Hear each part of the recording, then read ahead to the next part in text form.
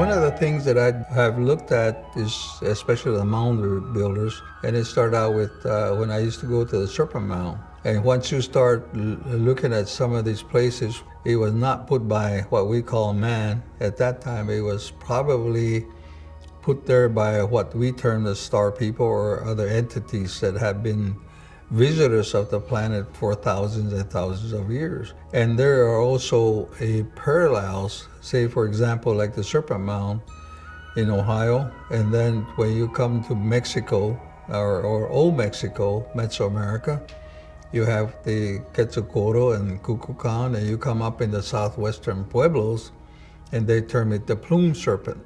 In many cases, that is also referred to as the sky serpent, like they do in China and other Asian nations as a dragon. So there's a lot of relationships of the same thing, but it's because of their different languages and culture that they're termed a different way. But as far as the United States, present United States is concerned, all the American Indian communities at large knew about these things, and they represented them in their ceremonies, in their legends, if you want to call it that, and their costumes. If you look at some of the paintings that also reflect those type of serpent-type beings. My understanding from not only from my tribal teachings part and also on what we term the white man's history, and it's taken me some time to put the two together.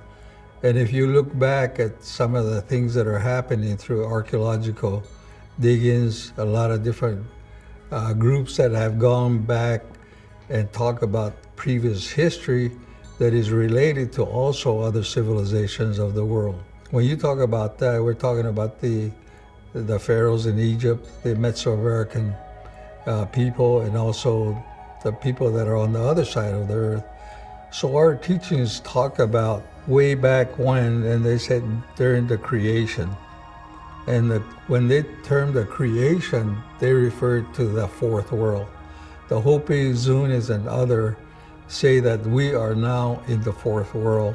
And a lot of that has been also determined or actually looked upon in the scientific community part, where there has actually been information that has been put together saying that the earth has gone through a lot of different ages, so to speak. And if you look at some of our Mesoamerican relatives in Mexico, they also have the records of those things, and all the Aboriginal tribes have records. Some of them, most of them are oral, but some of them are written, whether it's been petroglyphs, whether it's in message books, what they call message books, and also a lot of different machinery. For example, the Mayan calendar. So they're all references on that. But it's very important now that because of the turmoil that's going on, that a lot of these things have to be looked at in a fashion that we have to look at what our survival techniques should be and the coming events. The reason that we in the indigenous community are now coming out is that basically two reasons. First of all is that we're losing a lot of knowledge to be passed on to the coming generations. And the second reason is now that because the world is in such a turmoil, especially with the population of the planet, and we have deviated. When I say we, I'm talking about the indigenous groups throughout the planet, that we have deviated from the teachings that were given us thousands of years ago.